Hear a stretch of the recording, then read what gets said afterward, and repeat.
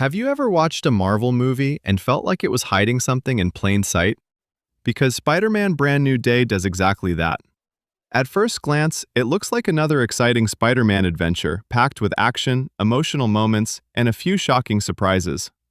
But if you pay close attention, you'll notice something much bigger happening beneath the surface. This movie isn't just telling Peter Parker's next chapter, it's quietly laying the foundation for the future of the entire MCU. Some of these setups are so subtle that many fans will probably miss them on their first watch. But once you connect the dots, everything starts to make a lot more sense. So today, we're breaking down every major character, every hidden detail, and every clue that could completely change how you look at Marvel's future. And yes, this video contains major spoilers for Spider-Man: Brand New Day. If you haven't seen the movie yet, now's your chance to click away. But if you're ready, let's dive in. Let's start with the biggest surprise of the movie, the return of Savage Hulk. This isn't Smart Hulk. This is the same raw, unstoppable Hulk we last saw during Avengers: Infinity War after Thanos completely overwhelmed him. Think about that for a second. Inside the MCU timeline, Hulk has been locked away for nearly a decade.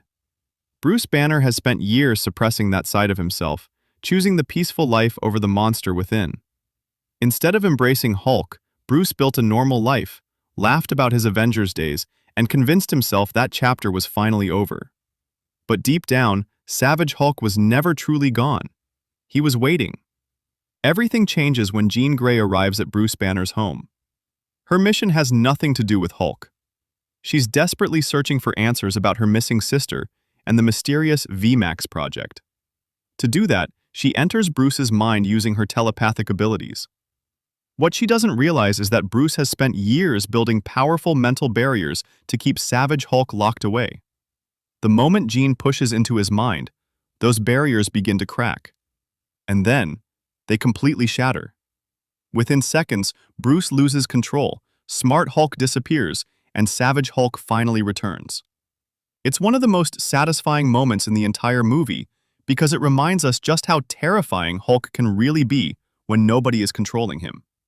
His fight with Spider-Man isn't very long, but every second feels intense. Peter isn't fighting an angry superhero anymore. He's fighting pure instinct.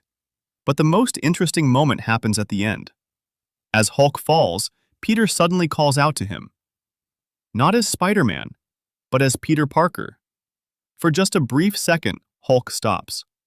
He looks directly at Peter as if something buried deep inside his memory is trying to resurface. And then, instead of continuing the fight, he lets go. Marvel never fully explains why, but this tiny moment could become incredibly important later. Here's why. If you think back through the MCU, Bruce Banner and Tom Holland's Peter Parker barely shared any meaningful screen time together. In fact, they've never really had a real conversation on screen. So how could Hulk possibly recognize Peter? The most likely answer is that Bruce met Peter during the events after Avengers: Endgame, possibly at Tony Stark's funeral or sometime off-screen. But here's where things get really interesting. Bruce may have forgotten.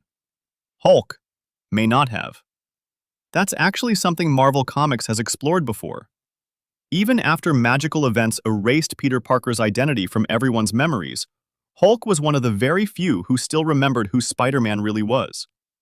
If Marvel is borrowing that idea here, then this wasn't just a random emotional scene. It was a setup.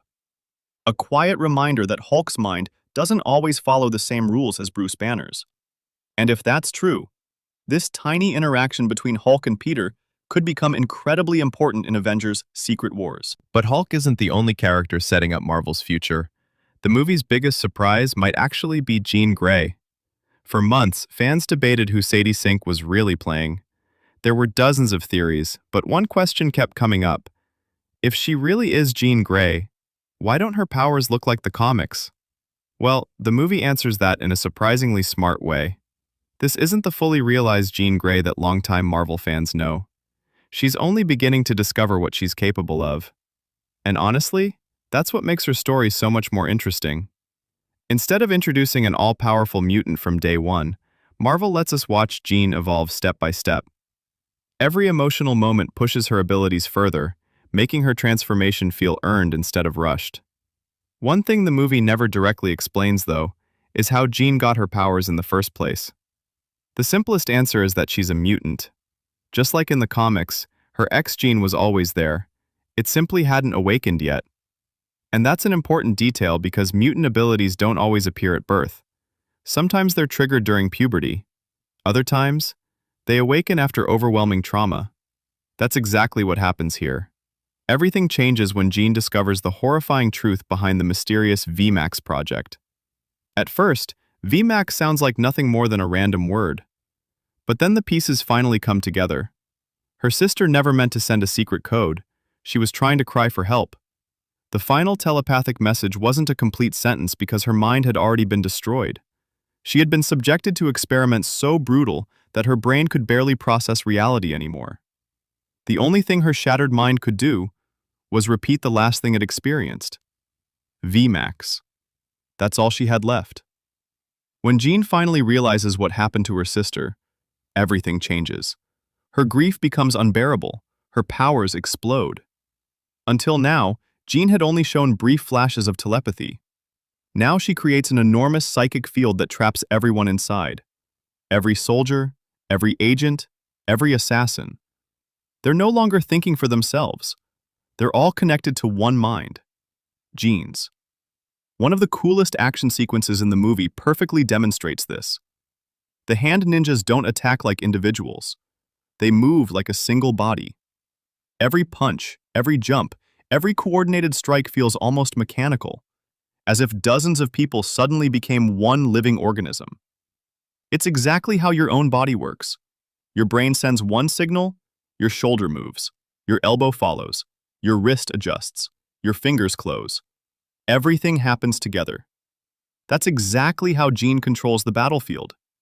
And that's the first real glimpse of why she's destined to become one of the most powerful mutants in Marvel history. But this also raises another huge question. If mutants have existed all along, why are they only starting to appear now? That answer might be hiding in one single word: incursions. Marvel has been quietly teasing multiversal collisions for years. If different realities are beginning to overlap, it's entirely possible that something is changing on a genetic level across the MCU itself. That would explain why dormant X genes are suddenly activating. Not because mutants are new, but because the world itself is changing. And honestly, that might be one of the smartest long-term setups Marvel has planted in years. By the end of the movie, Jean isn't captured like Bruce Banner. She escapes.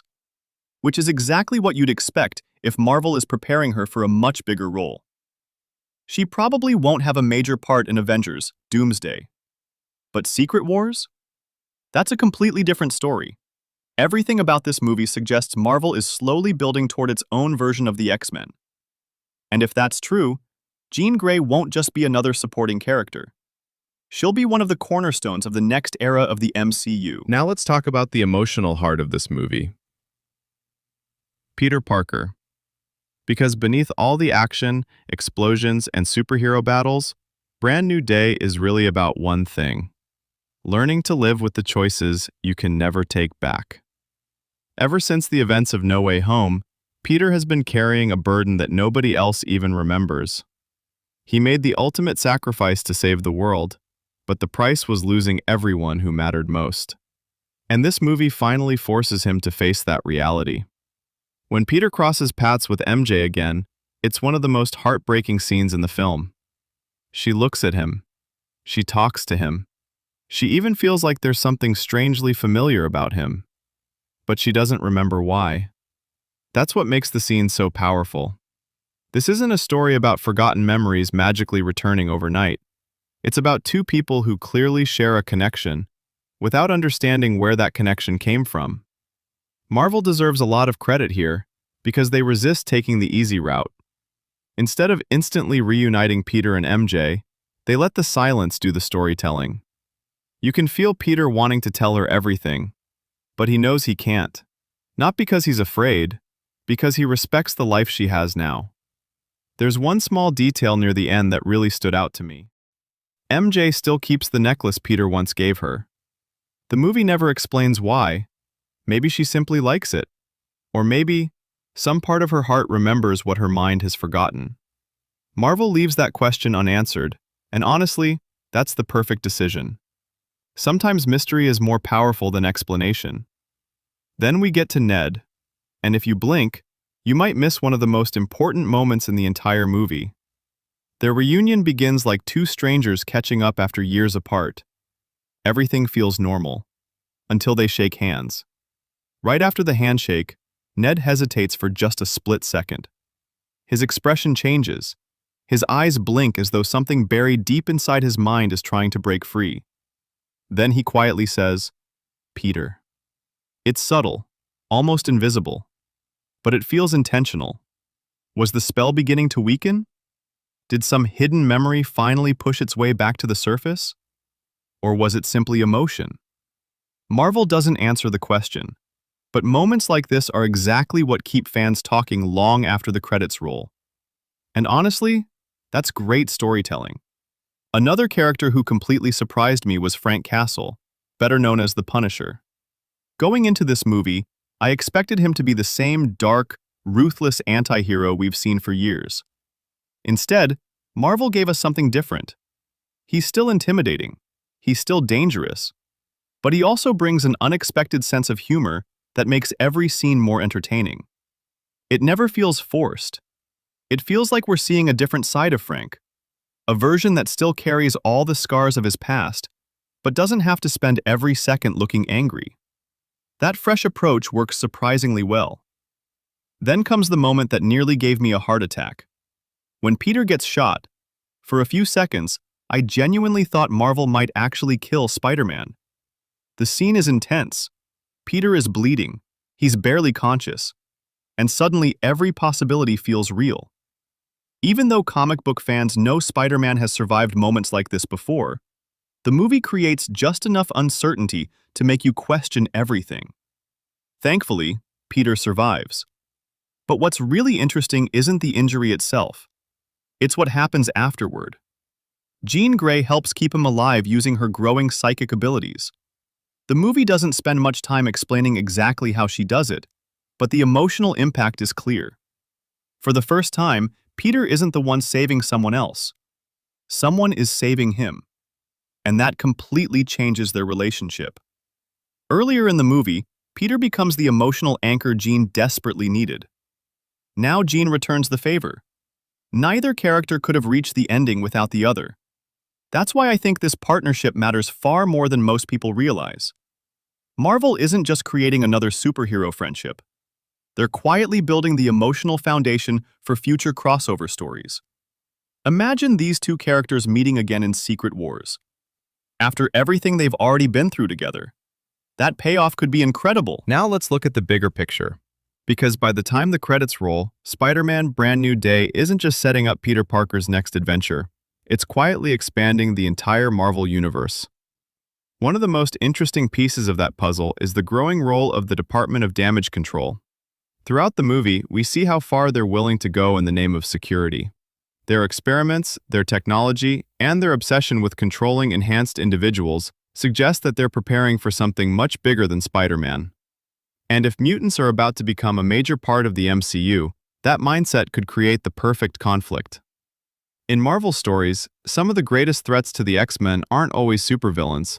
Sometimes, they're ordinary people who fear what they don't understand. That's why this movie feels like the beginning of a much larger conversation. Then there's Peter himself. By the end of the film, he's stronger, not just physically, but emotionally. He's finally starting to accept that being Spider-Man means making impossible choices. He can't undo the past. He can't force people to remember him. But he can keep moving forward. That's what makes Peter Parker different from almost every other superhero. No matter how much life takes away from him, he always finds a reason to stand back up. And that's exactly why fans connect with him. The post-credits scene adds one final layer of mystery. Without giving everything away, Marvel makes it clear that Spider-Man's story is far from over. Instead of answering every question, the scene leaves us wondering where Peter's journey is headed next, and how his future connects to the larger events unfolding across the MCU. That's a smart move. Great post-credit scenes don't just tease another movie, they start conversations. And this one definitely succeeds. Looking back, Brand New Day isn't a movie built around shocking twists. It's built around careful setup. Every emotional moment, every new character, every unanswered question feels like another piece of a much larger puzzle. Some of those pieces may not pay off immediately, but if Marvel follows through, the next few Avengers movies could bring many of these storylines together in exciting ways. For now, though, one thing is clear. Peter Parker has entered a brand new chapter of his life. The road ahead won't be easy, but if this movie proved anything, it's that hope has always been Spider-Man's greatest superpower. And honestly, that's what makes this ending feel so satisfying. The action was incredible, the emotional moments landed, and the future of the MCU suddenly feels a lot more exciting than it did before. Now it's your turn. What was your favorite moment from Spider-Man Brand New Day? And what do you think Marvel is secretly building toward next? Let me know in the comments. If you enjoyed this breakdown and want more deep dives into Marvel's biggest hidden details, don't forget to subscribe. Thanks for watching, and I'll see you in the next one.